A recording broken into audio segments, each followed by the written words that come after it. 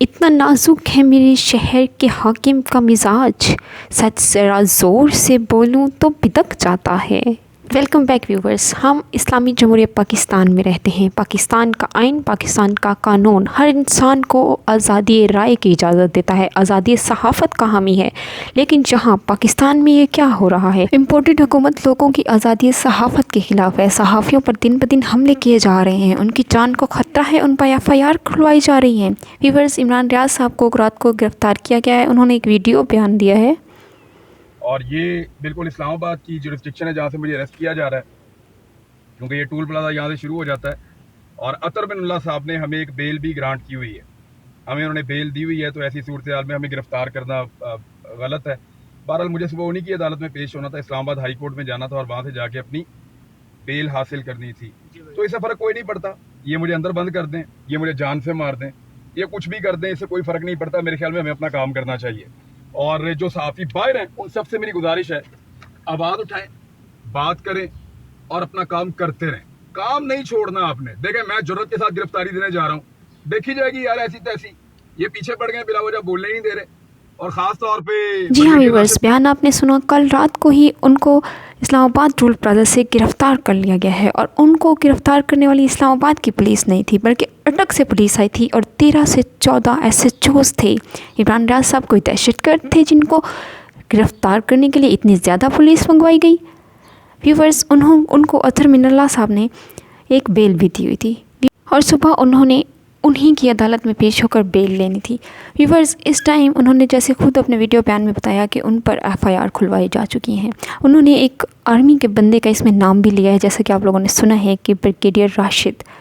Viewers, Imran ریاض صاحب وہ بندے ہیں جو کہ اپنے بلاگز میں فوج کو اور حکومت کو تنقید کا نشانہ بناتے ہیں۔ ان کا یہ کہنا ہے کہ اگر امریکہ نے سازش کی بھی ہے تو فوج اس کو روک سکتی تھی، اسٹیبلشمنٹ ان کو روک سکتی تھی، ان کو پاکستان کے لیے اقدام کرنا چاہیے تھا۔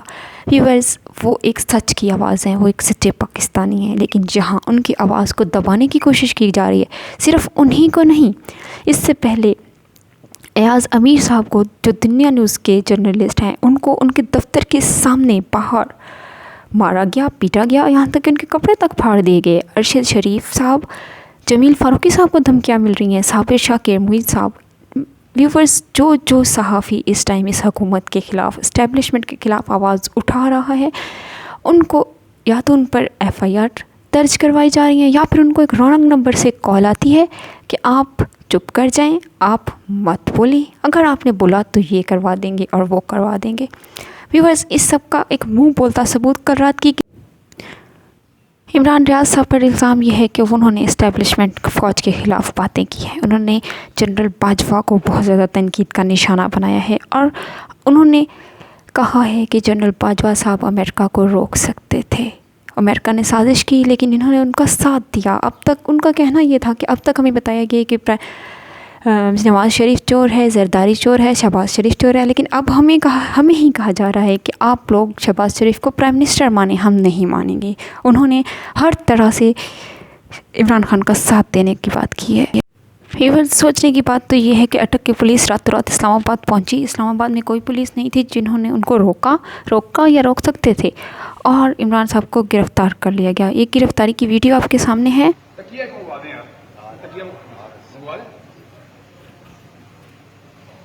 سر یہ ابھی چھوڑ دیں گے آپ کو؟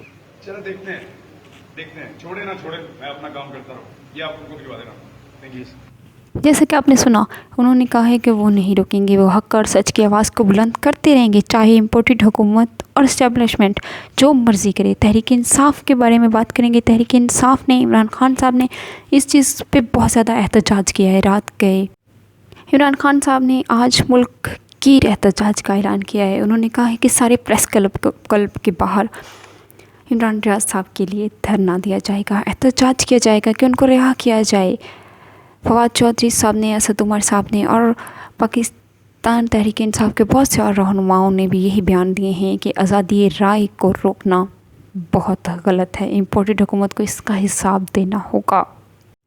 عمران خان صاحب کا بیان عمران ریاض کے بارے میں یہ آیا ہے، انہوں نے کہا ہے کہ وہ ایک نڈر پاکستانی ہے، وہ محب وطن، وہ بالکل نہیں ڈریں گے، چاہے اسٹیبلشمنٹ ہو چاہے امپورٹڈ حکومت، وہ حق اور سچ کا راستہ نہیں چھوڑیں گے۔ عمران خان نے مزید یہ کہا ہے کہ اس طرح تو امپورٹڈ حکومت عوام کے، صحافیوں کے آئینی اور قانونی حقوق کو پامال کر رہی ہے۔ جی ہاں ویورز، ویڈیو کے آخر میں آپ کے ساتھ ایک اور بہت ہی سنسنی خیز خبر شیئر کریں گے، اور وہ یہ ہے کہ عمران ریاض صاحب نے کہا ہے کہ اگلے 8 سے 10 گھنٹوں میں اگر ان کو رہا نہ کیا گیا تو وہ ایک اپنا ویڈیو بیان اور لیک کر دیں گے، ایک اور ویڈیو بیان لیک کر دیں گے، جس میں انہوں نے بہت سے اداروں، بہت سے لوگوں کے نام تک لیے ہوئے ہیں جنہوں نے پاکستان کو برباد کرنے میں، پاکستان کے خلاف سازش کرنے میں اور عمران خان کو حکومت سے ہٹانے میں امریکہ کا ساتھ دیا ہے۔ ویورز، دیکھتے اب یہ ہیں کہ اب کیا ہوگا، نیکسٹ کیا ہوگا۔ سننے میں یہ آیا ہے ذرائع کے مطابق کہ کل رات 2:30 بجے ایک دفعہ پھر رات کے ٹائم میں ہائی کورٹ اوپن کی گئی ہے۔ جی ہاں ویورز، عمران ریاض صاحب کی قانونی ٹیم ہائی کورٹ پہنچی۔ انہوں نے پولیس پر توہین عدالت کا کیس کیا کہ عمران ریاض صاحب کی ضمانت ان کے پاس ہونے کے باوجود ان کو گرفتار کیا گیا، پولیس نے ان کو توہین عدالت کرتے ہوئے گرفتار کیا۔ ہائی کورٹ نے آج آئی جی پولیس کو بھی طلب کر لیا ہے۔ عمران ریاض صاحب کو آج اطلاعات کے مطابق ہائی کورٹ میں پیش کیا جائے گا، ہو سکتا ہے ان کی ضمانت بھی ہو جائے۔